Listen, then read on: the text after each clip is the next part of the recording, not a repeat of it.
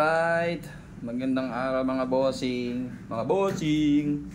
So okay, pag-vlog naman kahit pa paano. Ako matagal na hindi nakapag-upload at sobrang busy mga boss. Kaya ito, meron tayong sample dito ng Aerox na sinulak na lang papunta dito. Ang error niya ay Horror 12. Horror 12 to, di ba? Sa diagnostic, ang mababasa mo doon P0335. So, yung P0335 po medyo notorious, masakit sa ulo kasi hindi lang iisa ang kanyang pinanggagalingan, no? Okay, so proceed po tayo para para ma-check nyo po yung pinanggagalingan ng P0335 o yung error 12 para iwas po ang backjab, balik-balik, etc. Okay? Gaya nito. Ayan, napalitan natin ng CKP sensor. Yon. Kasi error 12 nga, yun agad ang nasa isip. So, ang ganito pa yung pag-check nyan.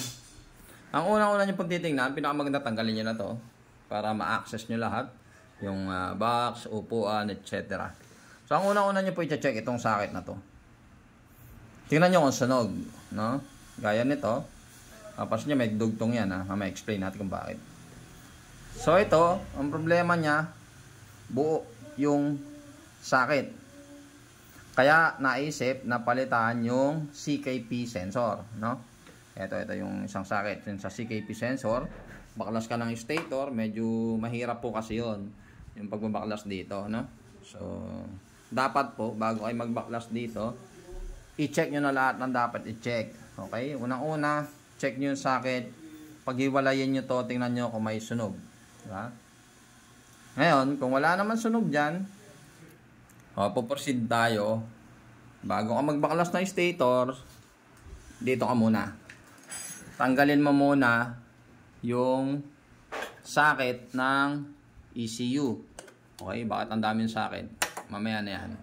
So, ayun, pag-check natin dito, ito madalang ito masira. So, usually, pag error 12, ang nagiging problema po dito sa charging socket. No? Ayan, gaya nito, buo dito, pero napalitan na yung kanyang CKP sensor. Ang problema pala nandito. Ayan. Ayan ba yung problema mga boss? Ayan, sunog yung socket dito sa ECU. So, yung meron kayong mamaya mapapanood kayo na sabi, pag nirekta mo to, diba, inirekta natin yan para walang gastos. Pag nirekta mo yung wire na to sa stator, ang lagi sinasabi is hahanap yan ng susunugin na parts, which is yung dito nga sa ECU. Automatically, ganun daw yung mangyayari. Pero hindi po. Kita nyo to. May socket, buo yung socket, di ba? Pero dito nasunog, di ba? Dito siya nasunog sa ECU. Dapat dito muna. Kasi nandito ang unang breakage, yung dugtungan. Dito dapat siya unang masusunog. Ito, dito agad sa ECU, no? Bakit ganon? Kasi nga po, hindi po natin masabi kung aling parts yung unang bibigay talaga, no? Kaya yung sabi prevention, magpalit ka agad nito, ganyan. Okay, hindi pwedeng rekta. Hindi po totoo yun. Kasi kung mapapasin nyo po yung mga Honda at yung mga bagong labas na Yamaha ngayon, ang wire nila ganito na, long wire na tinatawag, ganyan. Na diretso na siya na nakahinang dun mismo sa stator, no? Diretso na po, rekta na. So, wala pa akong nakita na Honda na nasira ang ECU.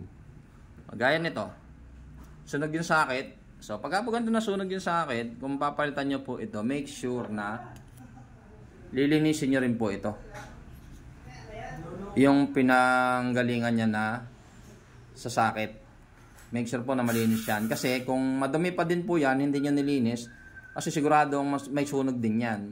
So, tatanggalin nyo yung sunog, lihain nyo, dukutin, para magkaroon ng contact doon sa inyong bagong socket. Gaya nito. So, ito may nabibili na pong available na long wire na pwede nyo nang ipalit. Pero may nabibili din na ganito lang. Yung socket lang na ganito. Pwede na rin yun. Mas mura siya. Okay? So ito, kaya natin dito na lang dinugtong. Kasi nga, buo naman yung sakit niya. Kesa magbaklas ako ng stator pa, which is hassle, tapos hindi rin ganun aabot itong long wire. Alanganin din Pagka itong ginamit ko, pinasok ko dito,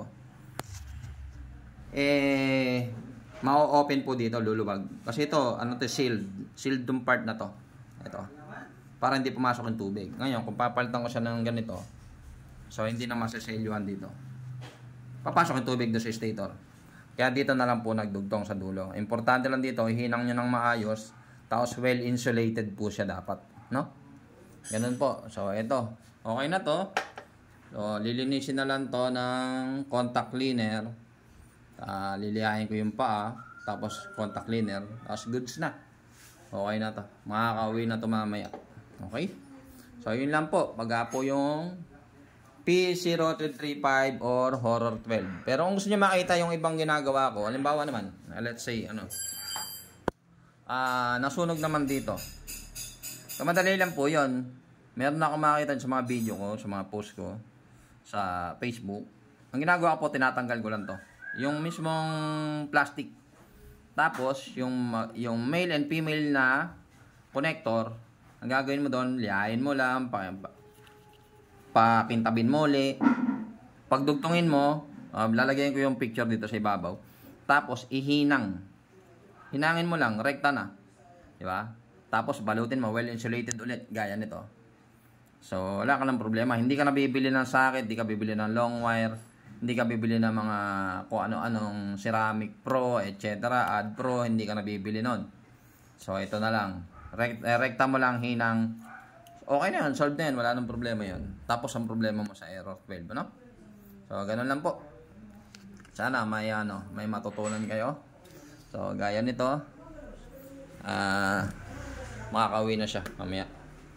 Tatapusin lang.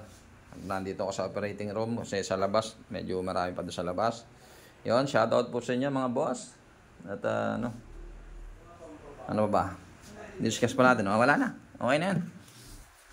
Salamat po sa mga panonood. Hanggang sa muli, magkapaka-active na tayo dito sa YouTube. Balik YouTube tayo. Napaka-toxic sa Facebook, no? Kaya balik ako sa YouTube.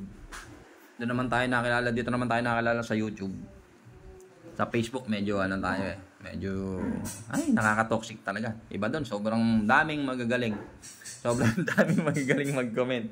Yan pagka gusto niyo magpagawa, punta lang po kayo dito sa amin, location po namin, number 30, Santol Street, North Signal, Taguig. Okay? Gusto nyo magpakalkal, gusto yan. Meron po tayo dito. Lahat po ng klaseng PMS, lahat ng klaseng issue, lahat ng klaseng trouble sa motor, ginagawa po natin. Yun lang po. At maraming salamat ulit. God bless. Ride safe.